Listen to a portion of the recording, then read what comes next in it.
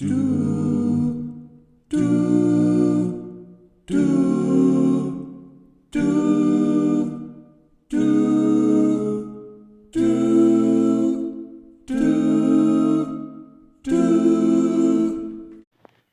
goal here is to show you how to record with Audacity. On these chords, and I want to record them. I'm going to say do, do, do, do, do. I have a nifty microphone, a nifty little Behringer interface, a nifty little Mac Mini. I have the bass and I have the baritone. I'm going to record the second tenor. Tracks, add new, mono track. Got my new track, letter R.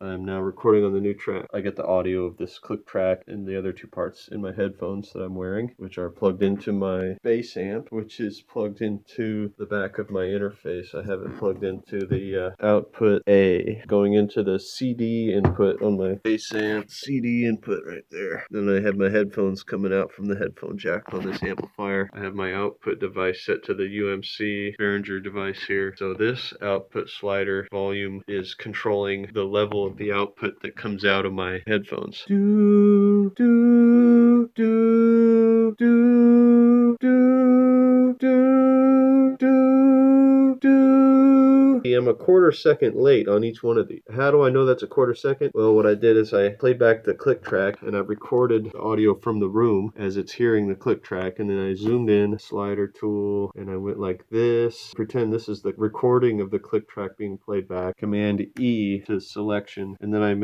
took my slider tool and then I measure the distance from this click track attack to the recording attack, and that distance was 0.25 seconds. And I'm used to it being 0.07, but I guess having the interface add some latency. Here you can see the latency. This is my bass 2, bass 1, and the second tenor track that I just recorded, and you can see that selection starts about 10 seconds. It's about 0.225. I hit the home button. That brings me to 0. So if I hit Command F, that's going to show the whole project. Command 1 is the zoom in. I found if I hit it about 7 times, 1, 2, 3, 4, 5, 6, 7, then I will have my 0.25 mark right there. So all I do is I take my time shift tool and I will find 0.25 right here, and I'll go down to the track I just recorded, drag that 0.25 to 0. And as I do this, there's absolutely no visual indicator of actually dragging the track. So I'll zoom out again, Command F, and I'm looking pretty good.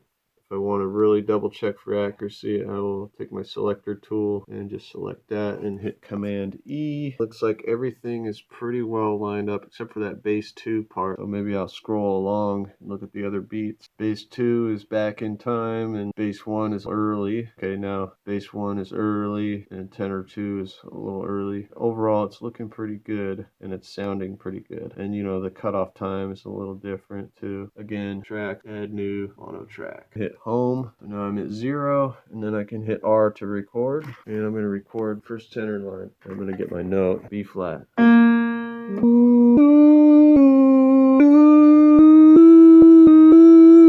The home button, Command 1. I'm going to do that about 1, 2, 3, 4, 5, 6, 7 times. And I'll look at my scale here, look for 0.25. Time shift tool, go to 0.25, go down, time shift all the way back home. So I got a few beats visible on the screen. Late on the first one, early on the second one.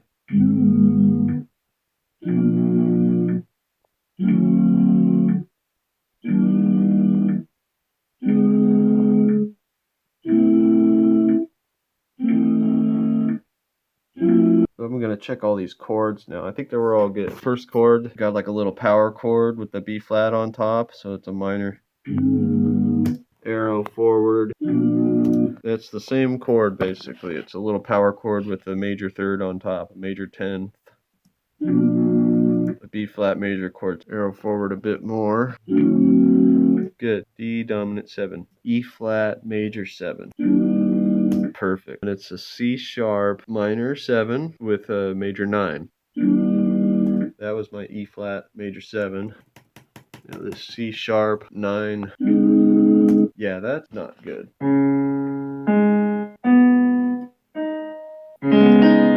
So I got this nice 5/7 thing, and this fifth here is open fifths with a minor triad.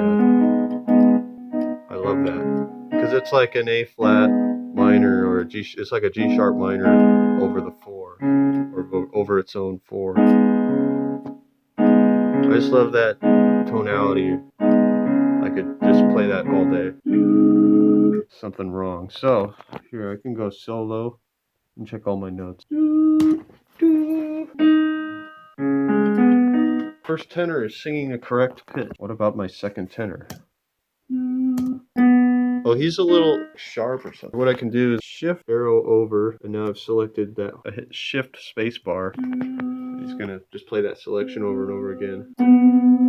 It's a little sharp, so I can fix that. Take this here. If I go to effects, I have these options. I have change pitch, change speed, change tempo. The one I want is change pitch. If I change the speed, that will change the pitch also. Make it faster or slower, and it'll change the pitch. If I change the tempo, that'll make it faster or slower, but it'll process the audio, so it'll keep the pitch the same. This change speed option just keeps it exactly the same, just stretches it out or squeezes it. But these tempo and pitch options, they'll process the audio. I need to stretch out my sound waves a little bit, but I want the beginning and the end to be the same. So I want to go with percent change. I want to go down 2%, and I want to use high quality. Shift space bar again.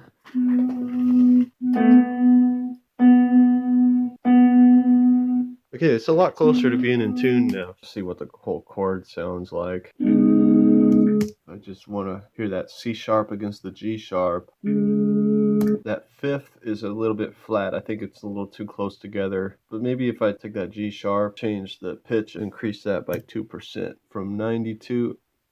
You know, that's cool. I think that's the correct pitch, actually. 92 hertz G sharp, because A is 110, but that's a G sharp 3. G sharp 3 I thought was closer to 220 anyway, so if for some reason it's like reading an octave down, increased by 2%, maybe it'll be a little more in tune. It sounds better to me, except it sounds awkward because I was adjusting the pitch as I was singing it.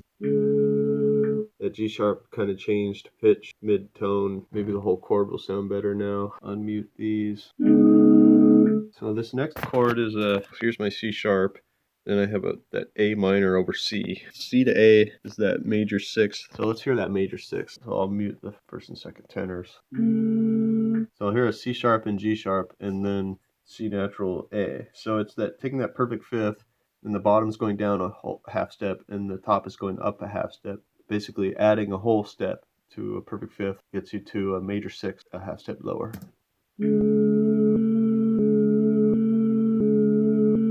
A little bit close, just like the fifth was. I want to mute my second bass, and I just want to hear that little simple minor triad that these guys are singing.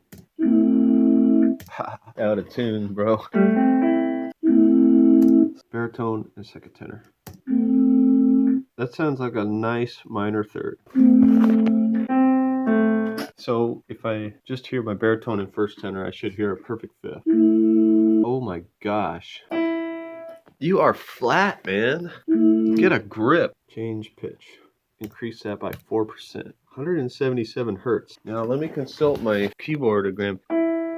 I'm singing this pitch. This is E4. E4 is 330. For some reason, it's reading my pitch an octave down. But that's just impressive that Audacity knows how to tell me the frequency of my pitch is just off by an octave. Increased by 4%. Let's see where we're a little more in tune there. That was too much. Undo, change pitch. I'll stick with my 2%. Pretty good. Undid that. What if I do 1%? I think that was better than the 2%. That's pretty nice. Should be a nice minor triad. And then second tenor and the bass would be an octave apart, which they are not, so my bass might be a little sharp. Yeah, he's sharp. I'll go minus 2%.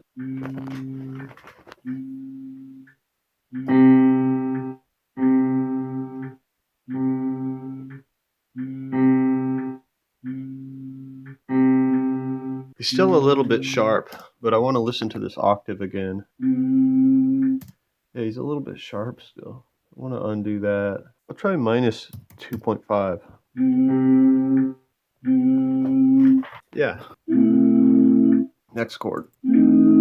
That is a diminished chord. What chord is that? It's A diminished over E flat. I'm not sure how perfect it is. Let's hear my A and my C. That's the same minor third that I had on the chord before. Stayed the same. I want to hear my E flat. Huh. Let's hear my nice tritone. I love a good tritone. A and E flat. That sounds good. I should have a nice octave here, bass in the first tenor. So that got in tune as it progressed, your bass man. I started sharp, so that's hard to fix. Command E. Sometimes you start and you're out of tune, and then you gradually change your pitch. Good. Last chord. Sounds like a major 7 chord to me. What did I write down? F major 7. So we're in G minor Dorian. That F chord is going to be the Ionian 7th chord. Yeah, very good.